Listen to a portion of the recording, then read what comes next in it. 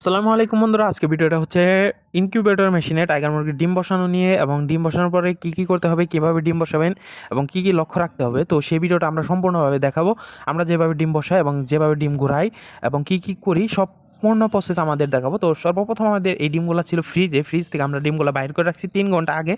তো এখানে আমাদের 34 পিস ডিম আছে। 34 পিস ডিমে থেকে আপনার 8 পিস হচ্ছে দেশি মুরগির ডিম এবং 26 পিস হচ্ছে টাইগার মুরগির ডিম। এবং ডিমগুলো অবশ্যই মার্কিং করার ক্ষেত্রে আপনারা একটি পেন্সিল ব্যবহার করবেন, কলমে মার্কার ব্যবহার করতে যাবেন না। মার্কার ব্যবহার করলে ডিমের সমস্যা হতে পারে, আর পেন্সিল ব্যবহার করলে সবথেকে বেশি ভালো হয়। তো এবার আমরা পেন্সিল ব্যবহার করবো, আগেরবার আমরা মার্কার ব্যবহার করছিলাম। এবার তো এই ডিমগুলো আমরা মেশিনে বসাবো। তো আমাদের মেশিনে যদি আমরা একটু দেখাই, মেশিনে এখানে আর্দ্রতা আছে 59, এবং তাপমাত্রা আসলে আর্দ্রতা মিটার তাপমাত্রা এটা একটু ভুল দেখায়, কিন্তু এখানে আমাদের এই যে কন্ট্রোলার আছে, কন্ট্রোলারের তাপমাত্রা আছে 37.6। তো এটা দিয়ে কিন্তু আমরা কার্টুনের বক্সেও একবার কোয়েল পাখির বাচ্চা ফুটাইছিলাম। তো এবার দেশি মুরগির বাচ্চার জন্য আমরা ককশিটের বক্স কিনে আনছি। তো এখানে আমাদের 15 পিস ডিম আছে, 9 পিস টাইগার মুরগির ডিম এবং 7 পিস দেশি মুরগির ডিম।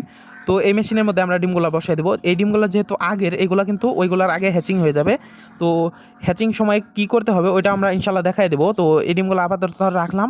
আমরা ডিমগুলো সুন্দর করে মার্কিং করে নেব। এক সাইডে আমরা দেশি মুরগির ডিমগুলোর মধ্যে এক সাইডে আমরা ডি লিখবো, আর টাইগার মুরগির ডিমগুলোর এক সাইডে আমরা টি লিখবো, আর অপর সাইডে আমরা 1 অথবা 2 সুন্দর করে লিখে দেবো। তো আমাদের ডিমগুলো মার্কিং করা শেষ। তো মার্কিং করার পরে আপনারা ডিমগুলো সুন্দর করে মেশিনে বসাবেন। মেশিনে বসানোর ক্ষেত্রে যেই খেয়ালটা রাখবেন, ডিমের চোকা সাইড, মানে যে সাইডটা একটু উঁচা হয়, মানে গোল হয় না, ওই সাইডটা আপনারা সবসময় উপর দিবেন না কখনোই। সুন্দর করে সোজাসুজি বসাই দেবেন ডিমগুলা। তো আমরা কিন্তু ভিডিওতে দেখাবো যে কীভাবে বসাবেন। তো আমাদের ডিমগুলো এখানে মার্কিং করা শেষ। মার্কিংয়ের ক্ষেত্রে চিহ্নগুলো আমরা যা ব্যবহার করছি এখানে অবশ্যই দেখাই দিচ্ছি। তো ডিমগুলা বসানোর পরে আমরা প্রতিদিন ডিমগুলাকে 45 ডিগ্রি করে দিনে 4 বার ঘোরাবো, এবং 6 ঘন্টা পরে আমরা ডিমগুলা ঘোরায় থাকি। সকালে 6টার দিকে একবার ঘোরাই, দুপুর 12টা অথবা 1টার দিকে একবার ঘোরাই, বিকাল 5টা অথবা 6টার মধ্যে একবার ঘোরাই, এবং রাত 11টার দিকে একবার ঘোরাই দেওয়া হয় ডিমগুলা।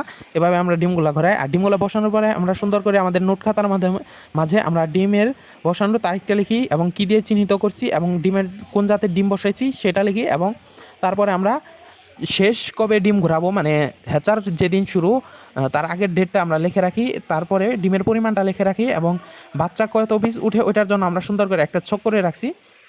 তো এটুকুই হচ্ছে খাতার মধ্যে কাজ, তার মধ্যে আর কাজ নাই। তো এখানে আমরা সুন্দর করে ডিম সবগুলা বসাই দিছি। তো এই যে এখানে সবগুলা ডিমে এখন আপনাদের 1 অথবা 2 এইটা আছে। সুন্দর করে পরের বার সবটি ডিমের সাদা অংশ আসবে, 45 ডিগ্রি ঘোরাবো, এবং তারপরের বার আপনাদের টি অথবা ডি আসবে, এবং তারপরের বার সাদা অংশ আসবে, তারপরের বার আবার 1 অথবা 2 চলে আসবে। তো এখানে যে এই ডিমগুলো আমরা ঘুরাই দেবো। তো এই ডিমগুলো হ্যাচারের সময় আমরা কী করি এবং ইনকিউবেটরে কী করতে থাকি তো সেটাও দেখাবো। তো এখানে এই ডিমগুলো আমাদের বসানো শেষ। এই সাইডে আমরা একটু পানিও দিয়ে রাখছি। তো এখানে সুন্দর করে ফ্যান ভাল্ব দেওয়া আছে। তো আজকের ভিডিওটা পর্যন্তই। পরের আপডেট দেখতে অবশ্যই লাইক করে কমেন্ট করে চ্যানেলটি সাবস্ক্রাইব করে রাখবেন, আর ভিডিওটি ভালো লাগলে একটি কমেন্ট করে যাবেন। ধন্যবাদ সবাইকে। আসসালামু আলাইকুম।